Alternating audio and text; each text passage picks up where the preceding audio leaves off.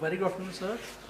My name is Sushant Kumar Kushwaha. I am a research scholar from PSU and very much fortunate to have a time to clear my doubt from you, sir.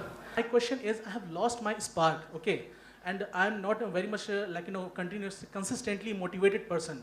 I have lost my motivation. How to regain that? To live my life and lead in a like a joyful way, to regain your inner peace. Thank you, sir. See, the nature of life is such… Please sit down, it's okay. If you go outside in the garden and try to catch an ant, the BHU ant, who is born here, who's grown up here and probably he'll die here, that BHU ant, if you try to catch him, he'll say, okay, to hell with my life, okay, crush me if you want. Is it so? He'll do everything to protect himself. He values his life, isn't it? Very much or no? Tiny little creature that we may not even notice, we may step on him without even seeing him, unfortunately. But he values his life immensely. Does he or no? He's got spark. But you, a human being, at least on this planet, you're the peak of evolution, physiologically at least. Yes? If other behavioral aspects, if we may have questions but physiologically at least, the most evolved creature on the planet. What the most evolved creature on the planet means is, it has the most complex neurological system and it has the highest level of cerebral capability.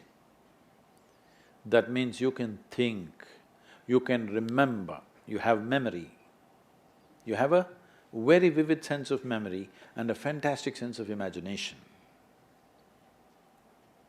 An ant doesn't have such a vivid sense of memory, nor does he have any great imagination. He has some.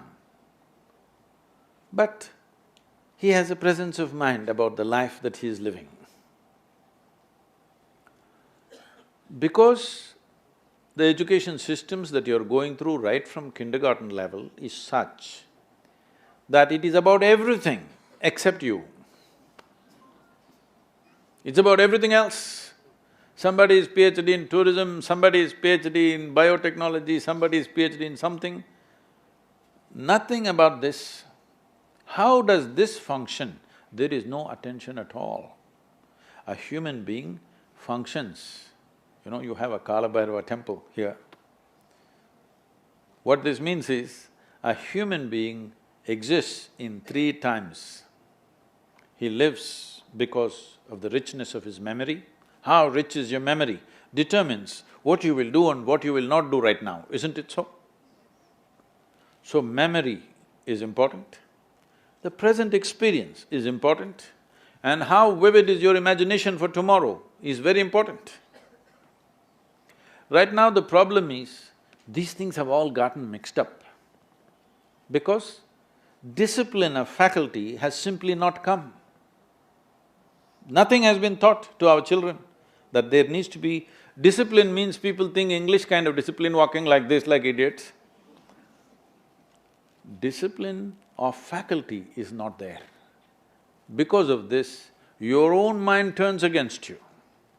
What happened 10 years ago, you still suffer? Hello? What may happen day after tomorrow, you already suffer? Because there's no discipline of faculty. You don't know how to use your memory, you don't know how to use your imagination. Your memory makes you suffer, your imagination makes you suffer, and you think you're suffering your life. You are not suffering your life, you are only suffering the two greatest faculties of being human, vivid sense of memory and a fantastic sense of imagination, isn't it so? If you suffer the greatest faculties that you have, what can we do with you? If you suffer an ailment, understandable. If you suffer a disability, understandable. If you suffer your ability, hopeless case. Yes or no? You're suffering your capabilities. If you're suffering your disability, it's all right. You're suffering your capabilities. I must tell you this, about 4, 5 months ago, I think, you might have seen it on the news, a young lady, 34-year-old lady, who was a television anchor in Hyderabad, jumped off the 5th-floor window, killed herself, left a note, "Nobody is responsible for my death, my brain is my enemy."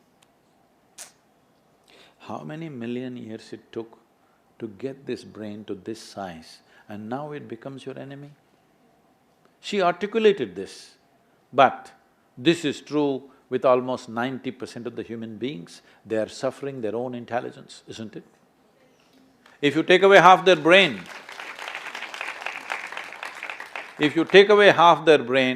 they will be peaceful. Yes. And that is why a whole bunch of idiots are going about saying that the ultimate goal of life is peace of mind. Such people will only rest in peace. Now you, young man, university life, if somebody is not keying you up all the time, it could become too easy, you know. Even I remember, when I went to the university, most of the time we were in the canteen or in the garden. The easiest part of my life was university. I think… I know nobody's going to like it but I think this university time must be shortened unless somebody is producing something brilliant. They must be chucked out within 3 to 4 years' time, everybody. If they're doing something very focused and very intense, they must stay. Otherwise, see, this is all I'm telling all of you young people. Do whatever the hell you want in your life, but you must be intensely focused on something. If you're not investing in anything, your life, it will just go waste. Because as I told you in the very beginning, one basic ingredient of your life is time, and this is just going away. Already you're 2 hours closer to your grave since I came here. Yes or no? 2 hours closer to Manikarnika. Yes or no? Yes, you are not immortal, it's just a limited amount of time. Are you a precious life, I'm asking? Is your life precious to you? Yes. Then you must decide where you want to invest this life. If this is precious, if this is worthless, throw it somewhere. If this is precious, invest in something worthwhile, isn't it? So if you invest this in something worthwhile, not spark, you will be a flame all the time.